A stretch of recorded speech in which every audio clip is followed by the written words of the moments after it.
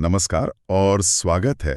हम सब अपनी जिंदगी में एक मकसद, एक पर्पस ढूंढते हैं, है ना? बिल्कुल। और ये सवाल हमेशा रहता है। हाँ, कि क्या वो सिर्फ एक अच्छा करियर बनाना है, परिवार पालना है या कुछ और भी है? और मजे की बात यह है कि इसका जवाब शायद हजारों साल पहले ही दिया जा चुका है। और यही आज की हमारी चर्चा का विषय है। हमारे पास एक बहुत ही दिलचस्प आध्यात्मिक प्रवचन है जो हमें सीधे ऋग्वेद तक ले जाता है। हाँ, ऋग्वेद की एक खास ऋचा तक। तो आज हम ऋग्वेद के पहले मंडल की ऋचा 1.77.5 की गहराई में उतरेंगे और देखेंगे कि ये प्राचीन ज्ञान आज हमारी रोजमर्रा की जिंदगी को कैसे बदल सकता है। चलिए शुरू करते हैं।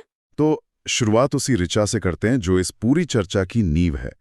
वो ऋचा है, एवाग्नीर गोतमेभिर ऋतावा विप्रेभिर अस्तोष्ठ जातवेदः स एषु द्युम्नं पीपयत सवाजम सपुष्टिम याति जोशमा चिकित्वान। सुनने में ये थोड़ा भारी लग सकता है। हाँ बिल्कुल। तो चलिए इसे तोड़कर समझते हैं।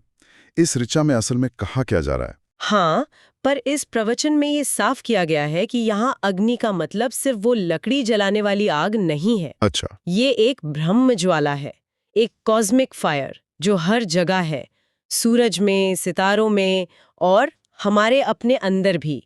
यही वो शक्ति है जो पूरे ब्रह्मांड को चला रही है। और इसी अग्नि को ऋचा में जातवेदा भी कहा गया है, जिसका मतलब है सर्वज्ञानी। बिल्कुल। वो जो सबको जानता है।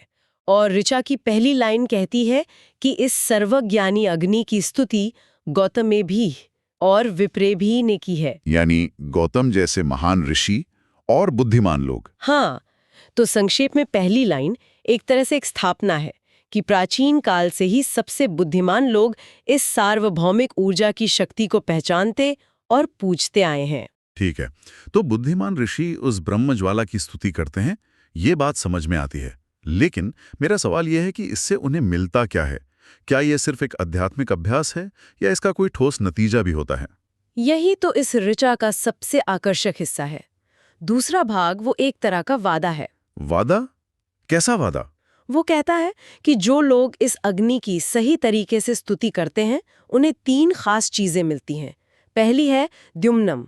द्युम्नम, इसका क्या मतलब हुआ? इसका मतलब है एक तरह की भीतरी चमक, एक दिव्य तेज, या जिसे हम ऑरा कहते हैं। दूसरी चीज है वाजम, यानी असली शक्ति। शक्ति मतलब शारीरिक बल? सिर्फ शारीरिक नहीं, बल्कि मानसिक और आत्मिक बल भी। और तीसरी है पुष्टि, यानी हर तरह का पोषण जो जीवन को आगे बढ़ाता है। भीतरी चमक, शक्ति और पोषण, ये तीनों चीजें तो आज भी हर कोई चाहता है, लेकिन ये सब मिलता कैसे है? ऋचा में आत्मयज्ञ शब्द का भी जिक्र है। ये सुनने में बहुत बड़ा लगता है। हाँ, ये शब्द थोड़ा मुश्किल लग सकता है। तो क्या स्रोत बताता है कि आज के जमाने में इसका मतलब क्या है? क्या हमें कोई हवन करना है या इसका कोई और गहरा व्यावहारिक मतलब है? बहुत अच्छा सवाल है। और यहीं पर ये प्राचीन ज्ञान एकदम प्रैक्टिकल हो जाता है। स्रोत के मुताबिक यहाँ यज्ञ का मतलब आग में घी डालने से नहीं है। तो फिर किससे? इसका मतलब है अपनी इंद्रियों की इच्छाओं को, अपने अहंकार को, अपने स्वार्थ को उसी भीतरी अग्नि में समर्पित करने से है। अच्छा, एक उदाहरण दे सकती हैं? जरूर। जैसे जब आपको बहुत गुस्सा आ रहा हो पर आप फिर भी शांत रहते हैं, तो वो एक आत्मयज्ञ है। जब आप स्वार्थ से ऊपर उठकर किसी की मदद करते हैं, तो वो एक आत्मयज्ञ है। हर वो पल जब आप अपनी छोटी मैं से ऊपर उठकर कुछ करते हैं, वो एक आत्मयज्ञ की आहुति है। अच्छा, तो ये एक आंतरिक प्रक्रिया है। इसका मतलब है कि वो मकान, दुकान या परिवार, जैसा कि प्रवचन में कहा गया है, हाँ। वो जीवन का अंतिम लक्ष्य नहीं है। हाँ, वो सब तो इस यात्रा के पड़ाव हैं, साधन हैं। ठीक पकड़ा आपने।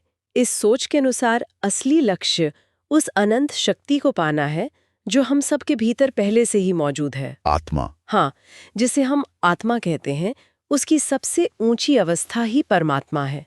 यह विचार ही बहुत शक्तिशाली है कि ईश्वर और हम अलग अलग नहीं हैं। कि वो कहीं 7वें आसमान पर बैठकर हमारा हिसाब नहीं रख रहा। बिल्कुल, वो हमारे अंदर ही है, बस उसे जगाने की, उसे महसूस करने की जरूरत है। जैसा कि श्रोत में कहा गया है, हरि व्यापक सर्वत्र समान। ये विचार बहुत सुंदर है कि ईश्वर हमारे अंदर ही है, पर सच कहूं तो हम में से ज्यादातर लोग ऐसा जीवन नहीं जीते। हम जानते हैं पर मानते नहीं हैं। हाँ बिल्कुल, मेरे और आपके बीच अपने और पराये के बीच एक दीवार हमेशा खड़ी रहती है। स्रोत इस जानने और मानने के फासले को कैसे समझाता है? इसी दुविधा को, इसी विरोधाभास को समझाने के लिए प्रवचन में एक बहुत ही शक्तिशाली रूपक का इस्तेमाल किया गया है। कौन सा रूपक? दशरथ और दशानन का। 1 मिनट।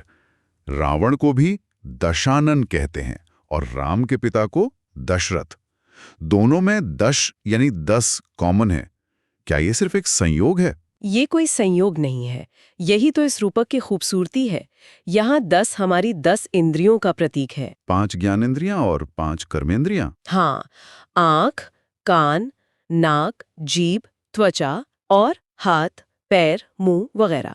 तो दशरथ वो है जिसने अपनी 10 इंद्रियों को रथ लिया है। मतलब उन्हें अपने वश में कर लिया है, उनका स्वामी बन गया है। बिल्कुल। जब इंद्रियां नियंत्रण में होती हैं तो मन पवित्र रहता है। ऐसा व्यक्ति दशरथ कहलाता है। और दशानन? दशानन वो है जिसकी वही 10 इंद्रियां नियंत्रण से बाहर हो गई हैं। वो 10 अलग अलग आनन यानी मुंह बन गए हैं। और हर मुंह अपनी भूख मिटाना चाहता है। हाँ, वो सिर्फ संसार का भक्षण करना चाहता है, अपनी स्वार्थ की पूर्ति के लिए। वो अपनी इच्छाओं का गुलाम है। तो स्रोत कहता है कि यह एक विकल्प है जो हम सभी के पास हर पल मौजूद है। हम अपनी इंद्रियों को साध कर दशरथ बन सकते हैं या उन्हें खुला छोड़कर दशानन की आत्मयज्ञ कर रहे हैं, जिसका जिक्र ऋचा में है। बिल्कुल। और फिर वही भीतरी अग्नि हमें वो वाजंग यानी शक्ति और आत्मनियंत्रण देती है। ये सिर्फ पौराणिक कथा नहीं, ये तो उस फल को पाने का एक प्रैक्टिकल रास्ता है। एकदम। ये सिर्फ एक कहानी नहीं, बल्कि हमारे जीवन का एक व्यावहारिक दर्शन है। संकल्प बस ये लेना है कि हम अपनी 10 इंद्रियों को पवित्र रखकर मन को दशरथ ही रहने देंगे, दशानन रावण नहीं बनेंगे। ठीक है, इंद्रियों को साधना एक तरीका है, लेकिन ये अभी भी थोड़ा एब्स्ट्रैक्ट लगता है। क्या स्रोत इसे हमारे रोज के किसी बहुत ही आम काम से जोड़ता है ताकि हम इसे आसानी से अपने जीवन में उतार सकें? हाँ, और ये उदाहरण शायद इस पूरी चर्चा का सबसे गहरा और व्यावहारिक हिस्सा है। प्रवचन इस दर्शन को हमारे दैनिक जीवन के एक बहुत ही सामान्य कार्य से जोड़ता है। और वो क्या है? भोजन करना, खाना खाना। ये कैसे एक आध्यात्मिक अभ्यास हो सकता है? सोचिए, जब हम भोजन करते हैं तो उसे पचाने वाली शक्ति कौन है? पेट में जो अग्नि है, जिसे जठराग्नि कहते हैं, हाँ, वो उसी बड़ी ब्रह्म ज्वाला का एक छोटा सा रूप है।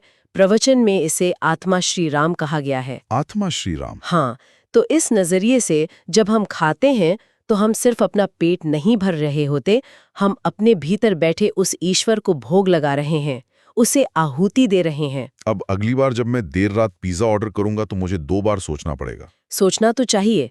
मजाक से हटकर यह तो हमारे खाने के साथ पूरे रिश्ते को ही बदल देता है। ये सिर्फ कैलोरी और पोषण नहीं रह जाता, यह एक पवित्र काम बन जाता है। सही बात है। और फिर स्रोत यही सवाल पूछता है कि अगर हम सच में यह मानते हैं कि हम अपने भीतर के ईश्वर को भोग लगा रहे हैं, तो क्या हम उसे मांस, मदिरा या तंबाकू जैसी अपवित्र चीजें अर्पित करेंगे? नहीं, बिल्कुल नहीं। जैसे हम मंदिर में मूर्ति को भोग लगाते समय शुद्धता का ध्यान रखते हैं, वैसे ही हमें इस शरीर रूपी मंदिर में आत्मा को भोग लगाते हुए भी रखना चाहिए। हर निवाला एक यज्ञ की आहुति बन जाता है। और ये सीधे सीधे ऋचा में कही गई बात पुष्टि से जुड़ता है। हाँ, बिल्कुल। सही भोजन से न केवल शरीर को पोषण मिलता है, बल्कि इस भाव के साथ खाने से आत्मा को भी पुष्टि मिलती है। ये वाकई बहुत गहरा कनेक्शन है। और प्रवचन इसे एक कदम और आगे ले जाता है। वो कहता है कि जब हम अपवित्र चीजें खाते हैं तो ये सिर्फ एक बुरी आदत नहीं है, ये अपने भीतर बैठे ईश्वर का अपमान है। ये तो एक बहुत बड़ी जिम्मेदारी है जिसे हम अक्सर नजरअंदाज कर देते हैं। सही। ये सब सुनने में बहुत तर्कसंगत लगता है, लेकिन कई लोगों को लग सकता है कि एक बहुत ही हिंदू या वैदिक दृष्टिकोण है।